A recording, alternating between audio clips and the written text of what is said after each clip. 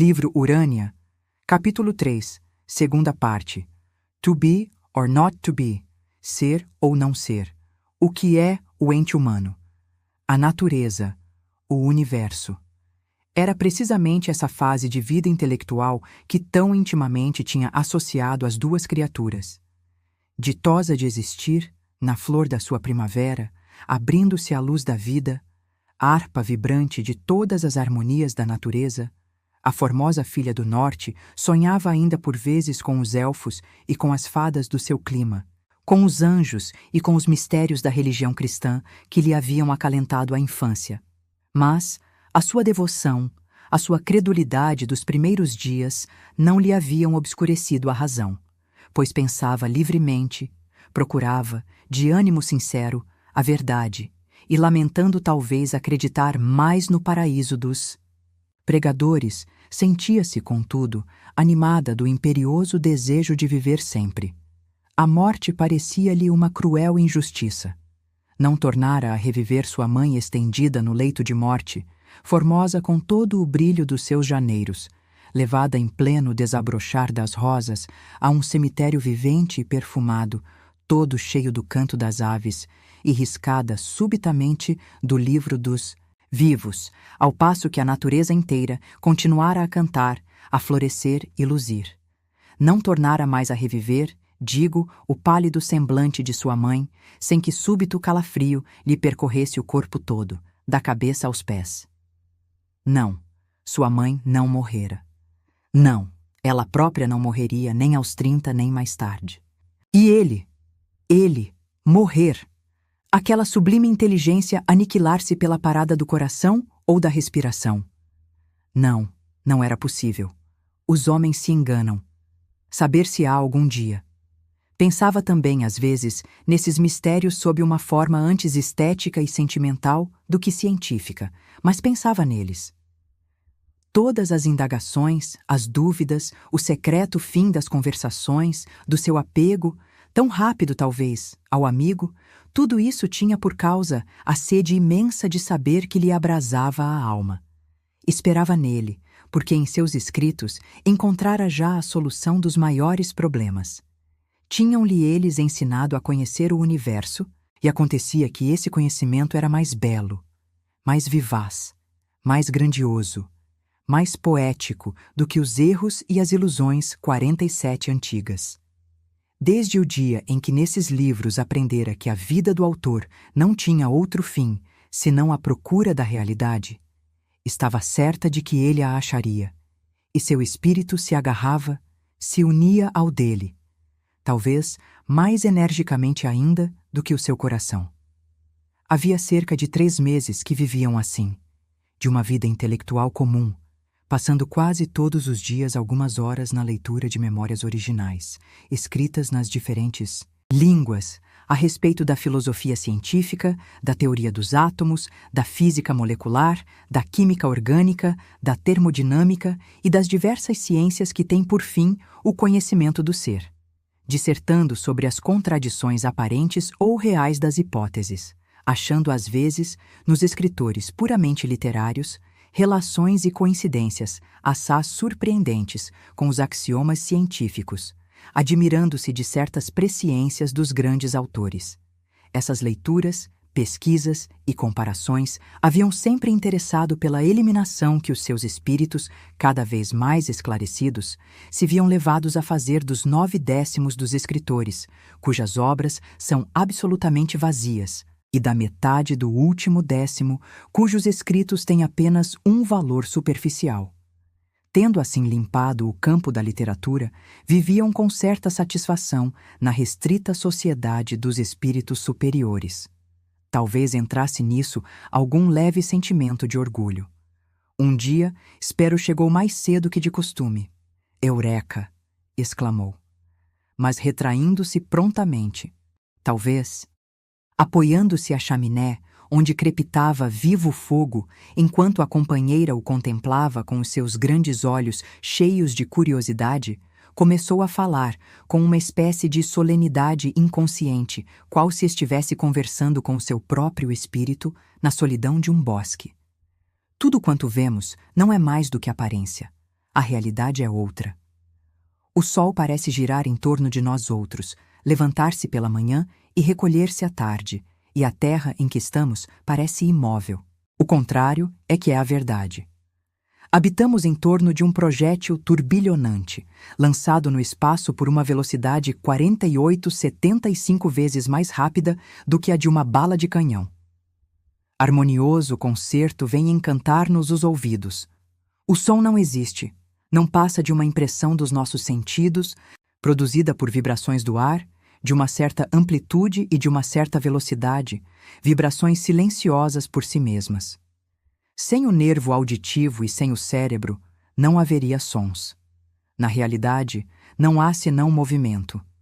O arco-íris abre o seu círculo radiante. A rosa e a centáurea, orvalhadas pela chuva, cintilam ao sol. A verde campina e o sulco de ouro diversificam a planície com as suas vistosas cores.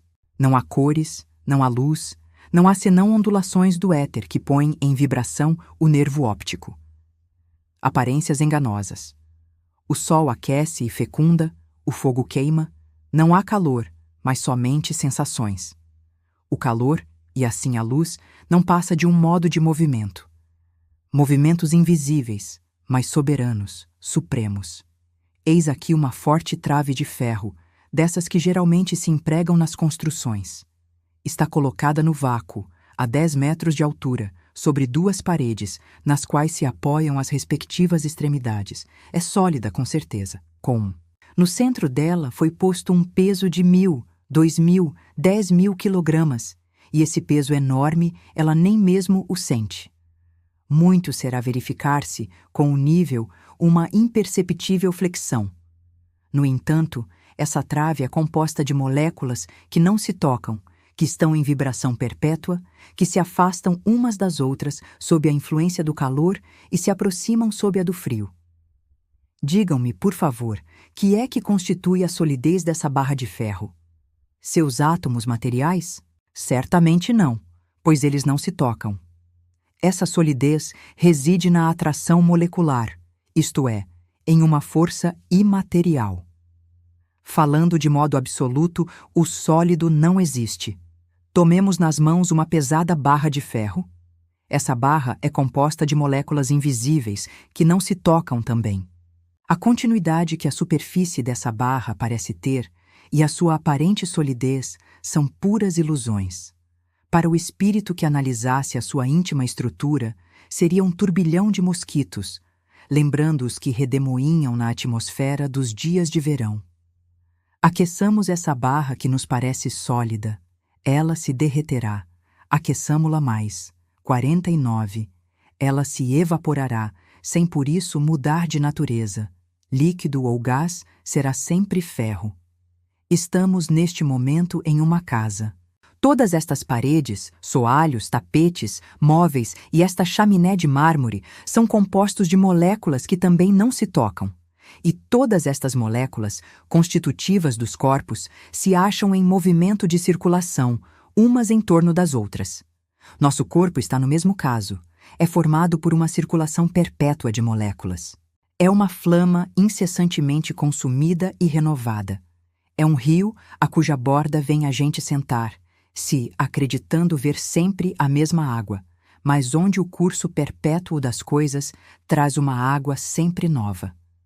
Cada glóbulo de nosso sangue é um mundo, e dele possuímos 5 milhões por milímetro cúbico. Sucessivamente, sem parada nem trégua, em nossas artérias e veias, em nossa carne, em nosso cérebro, tudo circula, tudo caminha, tudo se precipita em um turbilhão vital, proporcionalmente tão rápido quanto o dos corpos celestes. Molécula por molécula, o nosso cérebro, o nosso crânio, os nossos olhos, os nossos nervos e a nossa carne se renovam sem descanso e tão rapidamente que, em alguns meses, o nosso corpo é reconstituído no todo. Partindo de considerações fundadas nas atrações moleculares, tem-se calculado que, em uma gotinha minúscula de água, obtida com o auxílio da ponta de um alfinete, gotinha invisível a olho nu, medindo 1/1000 de milímetro cúbico, a mais de 225 milhões de moléculas. Em uma cabeça de alfinete não há menos de 8 sextilhões de átomos, seja 8.000 bilhões de bilhões, e esses átomos são separados uns dos outros por distâncias consideravelmente maiores do que as suas dimensões, sendo, aliás, essas dimensões invisíveis mesmo ao mais poderoso microscópio. Se quisesse contar o número desses átomos contidos em uma cabeça de alfinete, destacando-se por pensamento 1 milhar por segundo, fora necessário continuar essa operação durante 2.530 séculos para acabar a contagem. 50. Em uma gota de água, em uma cabeça de alfinete, há incomparavelmente mais átomos do que estrelas em todo o céu conhecido dos astrônomos, armados dos mais poderosos telescópios. Quem sustenta, no vácuo eterno, a Terra, o Sol e todos os astros do universo? Quem sustenta essa longa trave de ferro posta entre duas paredes e sobre a qual se vão edificar vários andares? Quem sustenta a forma de todos os corpos? A força. O universo, as coisas e as criaturas, tudo quanto vemos é formado de átomos invisíveis e imponderáveis. O universo é um dinamismo.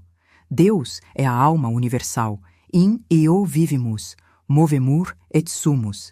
Nele vivemos, nos movemos e existimos. De igual modo que a alma é a força que move o corpo, assim o ser infinito é a força que move o universo. A teoria puramente mecânica do universo fica incompleta para a análise que penetra no fundo das coisas. A vontade humana é fraca, em verdade, com relação às forças cósmicas. Entretanto, enviando um trem de Paris a Marsella, um navio de Marsella a Suez, eu desloco, livremente, uma parte infinitesimal da massa terrestre e modifico o curso da Lua. Cegos do 19º século, voltai ao cisne de Mântua, Virgílio. Mens agitat molem. Se disseco a matéria, encontro, no fundo de tudo, o átomo invisível. A matéria desaparece, esvai-se em fumo. Se os meus olhos tivessem o poder de divisar a realidade, veriam através das paredes, formadas de moléculas separadas, através dos corpos, turbilhões atômicos. Os nossos olhos de carne não veem o que existe. É com o olhar do espírito que cumpre ver. Não nos fiemos no único testemunho dos nossos sentidos. Há tantas estrelas acima de nossas cabeças durante o dia quantas há durante a noite. Não há na natureza nem astronomia, nem física, nem química, nem mecânica. Esses são métodos subjetivos de observação. Há apenas uma única unidade. O infinitamente grande é idêntico ao infinitamente pequeno. O espaço é infinito sem ser grande. A duração é eterna sem ser longa. Estrelas e átomos são um. 51. A unidade do universo é constituída pela força invisível, imponderável, imaterial, que move os átomos. Se um só destes cessasse de ser movido pela força, o universo estacaria. A Terra gira em torno do Sol, o Sol gravita em torno de um foco sideral, móvel também. Os milhões, os bilhões de sóis que povoam o universo correm com maior velocidade do que os projéteis da pólvora. Essas estrelas que nos parecem imóveis são outros tantos sóis arremessados no eterno vácuo, com a velocidade de 10, 20, 30 milhões de quilômetros por dia, correndo todos para um fim ignorado: sóis, planetas, terras, satélites, cometas errantes. O ponto fixo, o centro de gravidade buscado pelo analista, foge à medida que o buscam e, na realidade, não existe em parte alguma. Os átomos que constituem os corpos movem-se relativamente com a mesma velocidade que as estrelas no céu. O movimento tudo rege, tudo forma. O átomo invisível é o ponto de aplicação da força. O que constitui essencialmente o ser humano, o que o organiza, não é a sua substância material. Não é nem o protoplasma, nem a célula, nem essas maravilhosas e fecundas associações do carbono com o hidrogênio, o oxigênio e o azoto. É a força anímica, invisível, imaterial. É ela quem agrupa, dirige e retém associadas as inúmeras moléculas que compõem a admirável harmonia do corpo vivente. A matéria e a energia jamais foram vistas separadas uma da outra. A existência de uma implica a existência da outra. Há talvez identidade substancial de uma e de outra.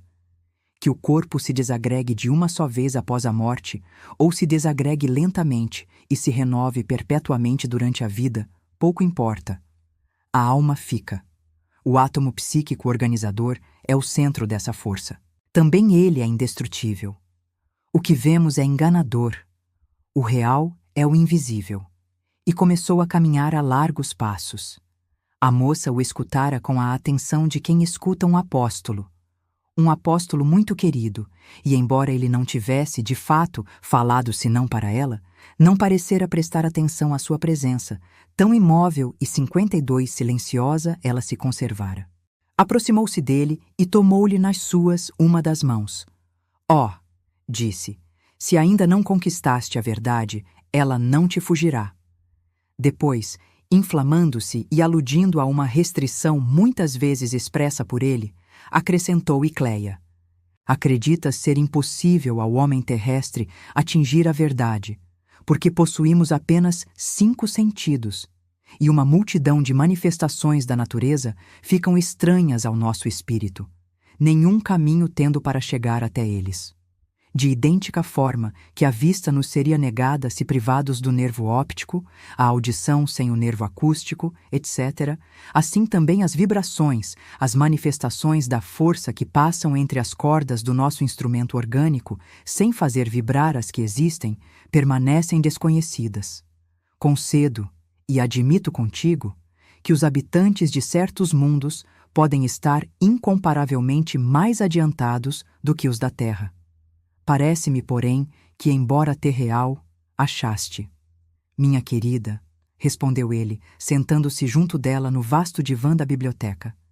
É certo que à nossa harpa terrestre faltam cordas, e é provável que um cidadão do sistema de Sírius risse das nossas pretensões. O menor pedaço de ferro imantado é mais forte do que Newton e do que Leibniz para achar o polo magnético, e a andorinha conhece melhor do que Cristóvão Colombo ou Magalhães as variações da latitude. Que disse eu há pouco? Que as aparências são enganadoras e que, através da matéria, o nosso espírito deve ver a força invisível. É o que há de mais verdadeiro.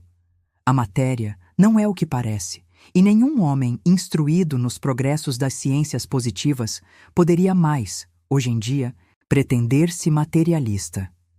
Então, tornou ela, o átomo psíquico cerebral, princípio do organismo humano, seria imortal, e assim todos os átomos, aliás, se admitissem às asserções fundamentais da química. Mas diferia dos outros por uma espécie de posição mais elevada, por lhe estar ligada à alma. E conservaria ele a consciência do seu existir? Seria a alma comparável a uma substância elétrica? 53. Vi certa vez o raio atravessar uma sala e apagar as luzes. Quando tornaram a acendê-las, verificou-se que a pêndula tinha sido desdourada e que o lustre de prata cinzelada fora dourado em vários pontos. Há nisto uma força sutil. Não façamos comparações. Ficariam muito distantes da realidade. Toda a luz que a ciência pode trazer à Terra constitui uma fraca réstia, coada por debaixo da porta do desconhecido. Todos sabem que hão de morrer, mas não o acreditam. E poderíamos acreditar em tal? Poderíamos compreender a morte, não sendo ela, em realidade, mais do que uma mudança de estado, do conhecido para o desconhecido, do visível para o invisível? Que a alma existe no caráter de força não há dúvida, que ela constitui um todo, uno com o átomo cerebral organizador, podemos admiti-lo. Que sobreviva assim à dissolução do corpo, concebemo-lo. Mas em que se torna ela? Para onde vai? A maior parte das almas nem suspeita sequer a sua própria existência. Sobre os 1.400 milhões de criaturas humanas que povoam o nosso planeta, 99 centésimos não pensam. Que fariam eles, grandes deuses da imortalidade? A exemplo da molécula de ferro que flutua, sem sabê-lo, no sangue que pulsa sob as têmporas de Lamartine ou de Hugo, ou permanece fixa por algum tempo na espada de César. Símile da molécula de hidrogênio, que brilha no gás da sala da ópera ou se imerge na gota de água engolida pelo peixe no escuro fundo dos mares, os átomos viventes, que jamais pensaram, dormitam. As almas que pensam se conservam apanágios da vida intelectual. Guardam o patrimônio da humanidade e o aumentam para o futuro. Sem essa imortalidade das almas humanas, que têm consciência do seu existir e vivem pelo espírito, toda a história da Terra deveria terminar em nada e a criação inteira, tanto a dos mais sublimes mundos quanto a do nosso ínfimo planeta, seria um falaz absurdo, mais miserável e mais idiota do que o detrito de um verme do subsolo. Ele tem razão de ser, e o universo não a teria. 54. Imaginas tu os milhares de mundos, atingindo os esplendores da vida e do pensamento, para se sucederem sem fim na história do universo sideral, e não conseguindo senão dar nascimento a esperanças perpetuamente esvaecidas, a grandezas perpetuamente aniquiladas? Achamos bem nos fazer humildes, não podemos admitir o nada por fim supremo do progresso perpétuo, provado pela história toda da natureza. As almas são as sementes das humanidades planetárias. Podem elas então transportar-se de um para outro mundo? Nada é tão difícil de compreender quanto o que se ignora. Nada é mais simples do que aquilo que se conhece. Quem, em nossos dias, se admira de ver o telégrafo elétrico transmitir instantaneamente o pensamento humano através dos continentes e dos mares? Quem pasma de ver a atração lunar erguer as águas do oceano e produzir as marés? Quem se surpreende de ver a luz transmitir-se de uma a outra estrela com a velocidade de 300.000 quilômetros por segundo? Quando muito, só os pensadores poderiam apreciar a grandeza dessas maravilhas. O vulgo de nada se admira. Se algum descobrimento novo nos permitisse dirigir amanhã sinais aos habitantes de Marte e receber respostas, as 3/4 partes dos homens, depois da amanhã, não ficariam surpreendidas. Sim, as forças anímicas podem transportar-se de um a outro mundo, não por toda parte, nem sempre, certamente, e nem todas. Há leis e condições. A minha vontade pode levantar o meu braço, atirar uma pedra com o auxílio dos músculos. Se pego em um peso de 20 quilos, ela ainda levantará meu braço. Se quiser erguer o peso de 1.000 quilos, não o poderei mais. Uns espíritos são incapazes de qualquer atividade. Outros têm adquirido faculdades transcendentes. Mozart, aos 6 de idade, impunha a todos os ouvintes o poder de seu gênio musical, e aos 8 publicava as 2 primeiras sonatas, enquanto que o maior autor dramático que haja existido, Shakespeare, não tinha escrito ainda, antes dos 6 lustros de idade, nenhuma peça digna do seu nome. Não se deve acreditar que a alma pertence a algum mundo sobrenatural. Está tudo na natureza. Não há mais de 1000 séculos que a humanidade terrestre se desprendeu da crisálida 55 animal. Durante dezenas de milênios, no decurso da longa série histórica dos períodos primário, secundário e terciário, não havia na Terra um único pensamento para apreciar esses grandiosos espetáculos, um único olhar humano para contemplá-los. O progresso elevou lentamente as almas. A natureza está em incessante progresso. O universo é um perpétuo futuro. A ascensão é a lei suprema. Todos os mundos, acrescentou ele, não são atualmente habitados. Uns estão na aurora, outros no crepúsculo. Em nosso sistema solar, por exemplo, Marte, Vênus, Saturno e vários dos seus satélites parecem em plena atividade vital. Júpiter parece não ter ultrapassado o seu período primário. A Lua já não tem, talvez, habitantes. Nossa época não tem mais importância na história geral do universo do que o nosso formigueiro no infinito. Antes da existência da Terra, houve, em toda a eternidade, mundos povoados de humanidades. Quando o nosso planeta houver exalado o último alento, e a derradeira família humana adormecer no definitivo sono, à borda da última lagoa do oceano gelado, inúmeros sóis rutilarão sempre no infinito e haverá sempre manhãs e tardes, primaveras e flores, esperanças e alegrias. Outros sóis, outras terras, outras humanidades. O espaço sem limites é povoado de túmulos e de berços, mas a vida, o pensamento e o progresso eterno são a meta da criação. A Terra é o satélite de uma estrela. Presentemente e também no futuro, somos cidadãos do céu. Saibamo-lo ou ignoremo-lo. Em realidade, vivemos nas estrelas. Assim se entretinham os dois amigos a propósito dos graves problemas que lhes preocupavam o pensamento. Quando conquistavam alguma solução, embora incompleta, experimentavam verdadeira felicidade, por terem dado um passo mais na indagação do ignoto e podiam mais tranquilamente conversar depois sobre outras coisas habituais da vida. Eram dois espíritos igualmente sequiosos de saber, imaginando, com todo o ardor da mocidade, poderem isolar-se do mundo, dominar as impressões humanas e, em seu celeste vôo, atingir a estrela da verdade que lhes cintilava por cima das cabeças nas profundezas do infinito. Se você chegou até aqui, considere deixar-se like, se inscrever no canal, nos ajudar se possível. Gratidão, amigos e irmãos de outras eras. Estejamos em paz e até breve.